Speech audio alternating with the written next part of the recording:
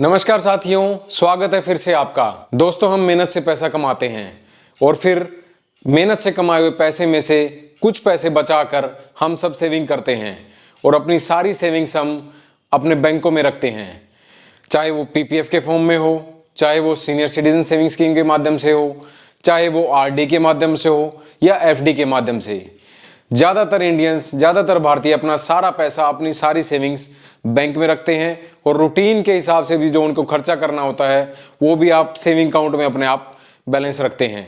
सारी की सारी लेन देन बैंकों से होती है। तो साथियों, आज की इस वीडियो में हम आपको बताएंगे कि कितना पैसा आपका सुरक्षित है। आरबीआई ने जारी की है सेफेस्ट बैंक की लिस्ट कि कौन से बैंक सबसे ज़्यादा सुरक्षित हैं। जैसा कि हाल ही के टाइम में आपने देखा होगा कि बहुत सारे बैंक डूब गए। लोगों का लाखों करोड़ों रुपए की एफडी थी, वो सब डूब गई, उनको क्लेम नहीं मिल पाया। इसलिए आरबीआई ने जारी की है सेफेस्ट बैंक की लिस्ट कि कौन से बैंक आपकी इन्वेस्टमेंट के हिसाब से सबसे ज़्यादा सेफ हैं, जहां आप अपनी जमा पूंजी रख सकते हैं। इसके अलावा कि आपने जो पैसा बैंकों में रखा है वो कितनी अमाउंट तक सुरक्षित है, कितना आपको क्लेम मिलेगा अगर वो बैंक डूब गया तो, इसके बारे में भी हम जिक्र करेंगे। और 65 लाख रुपए तक का आप अपना अमाउंट कैसे सिक्योर कर सकते हैं बैंकों में। 65 लाख तक का अगर बैंक डूब जाए तो क्लेम कैसे मिलेगा, ये भी हम आपको बताएंगे। वीडियो एंड तक देखें और जो साथी हमारे साथ आज पहली बार जुड़ रहे हैं चैनल को सब्सक्राइब जरूर कर दें। तो साथियों, स्टार्ट करते हैं। सबसे पहले हम आपको दिखा रहे हैं बैंकों की लिस्ट कि सरकार के द्वारा आरबीआई ने जिन बैंकों को लाइसेंस दे रखा है, जो लाइसेंस्ड बैंक हैं, वो आप लिस्ट स्क्रीन पर देख रहे हैं।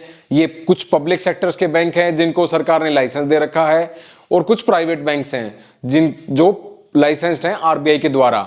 ये सारे बैंक सेफ हैं, लेकिन इनमें से भी सेफेस्ट बैंक सबसे ज्यादा सुरक्षित कौन से हैं, जिनको आरबीआई मानता है कि आप इसमें अपना पैसा रखोगे तो वो सबसे ज्यादा सेफ होगा।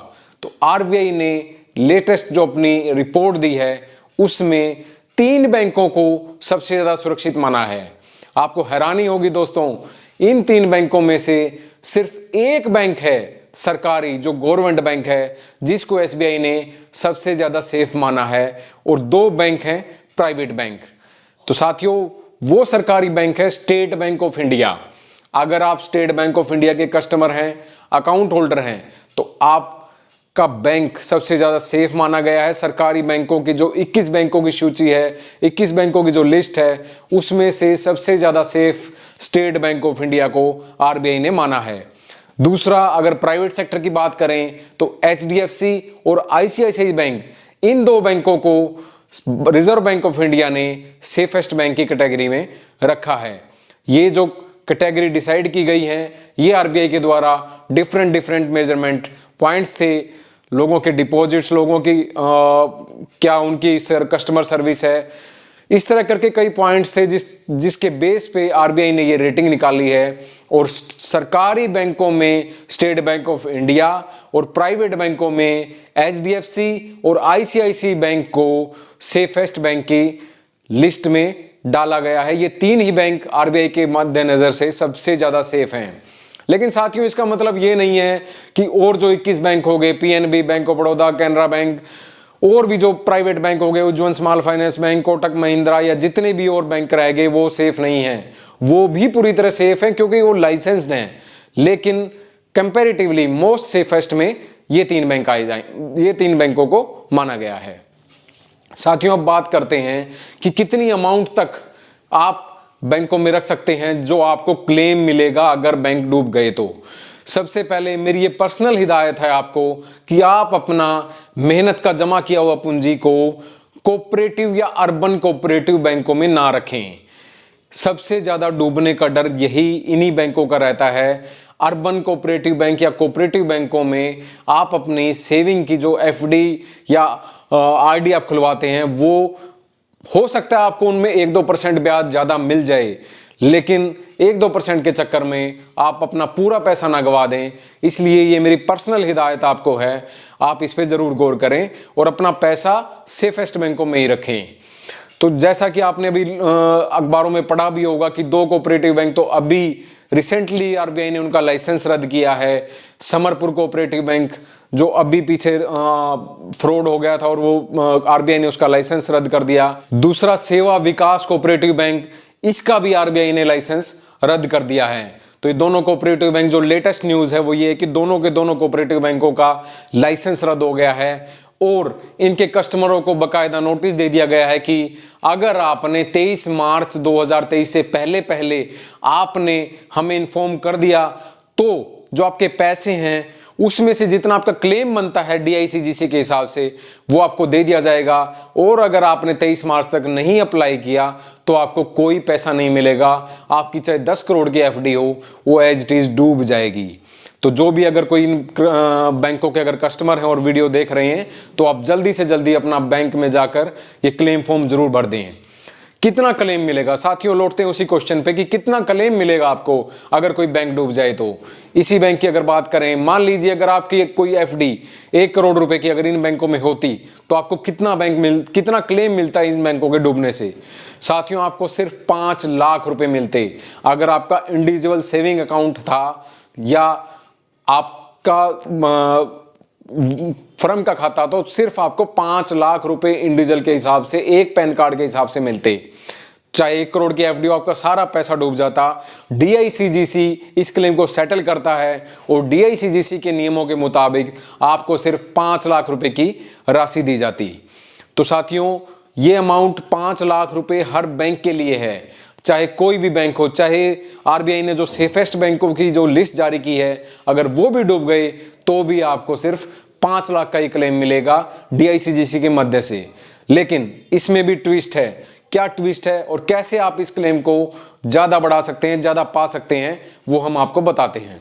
तो साथियों कैसे आप 65 लाख तक का, हमने जो थंबनेल में लिखा कि 65 लाख तक का क्लेम कैसे आप करेंगे, उसके लिए जो डीआईसीजीसी के नियम अगर हम बारीकी से पढ़ेंगे, आप गूगल पर भी सर्च कर सकते हैं, आपको एक पैन कार्ड के एवज में आपको 5 लाख रुपए का क्लेम डीआईसीजीसी देता है अगर बैंक डूब जाए तो मान लीजिए आपका सिंगल अकाउंट है, आपका नाम ए है, ए के नाम से अगर आपका इंडिविजुअल अकाउंट है, ए के पैन नंबर पे आपको 5 लाख रुपए मिलेंगे।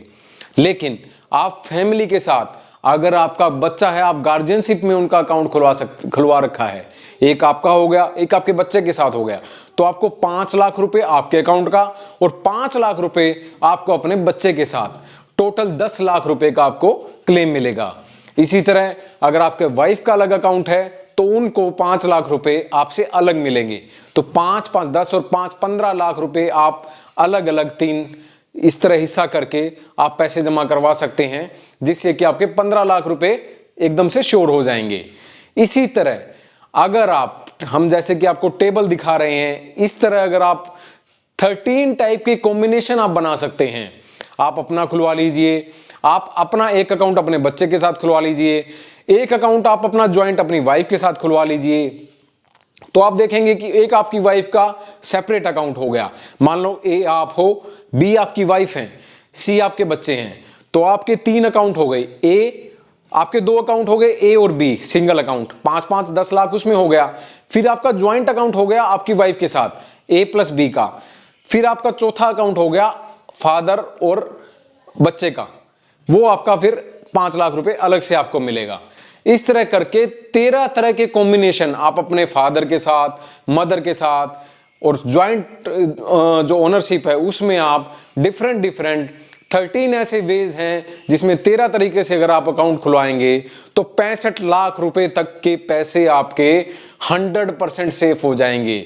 चाहे कोई भी बैंक हो, अगर हम एसबीआई की भी बात करें, अगर एसबीआई बैंक भी डूब गया तो भी अगर जैसे हमने बताया है आप इस तरह से अकाउंट खुलवाएंगे, ज्वाइंट में खुद के नाम से, बिजनेस के नाम से, जो कि टेबल मैंने अभी आपको शो की थी स्क्रीन पे, आप इस तरह से अगर अकाउंट खुलाएंगे तो पूरे 65 लाख रुपए आप अलग अलग इस तरह बचत कर सकते हैं और 65 लाख तक का आपका पैसा 100% सिक्योर हो जाएगा। इसमें मैं एक बात और आपको ऐड करना चाहूंगा साथियों, कई बार हमें होता है कि गवर्नमेंट बैंक में जो एफडी पर रेट ऑफ इंटरेस्ट है वो थोड़ा कम मिलता है, जबकि जो स्मॉल फाइनेंस बैंक हैं Ujjwal small finance bank, AU small finance bank, या और जो कोटक महिंद्रा हो गया या और हो गया जो प्राइवेट बैंक होंगे, वो कंपैरेटिवली एफडी पर ज्यादा ब्याज देते हैं। तो साथियों, आपने अपना, अगर आप अपना एफडी पर ज्यादा ब्याज चाहते हैं तो आप इन बैंकों में भी अपनी एफडी करवा सकते हैं, लेकिन सिर्फ 5 लाख रुपए तक करवाइए। 5-5 लाख रुपए आप अलग अलग बैंक में एफडी करवाइए। मान लीजिए आपने 5 लाख की उज्जवल स्मॉल फाइनेंस बैंक में करवा दी, 5 लाख की आपने एयू स्मॉल फाइनेंस बैंक में करवा दी।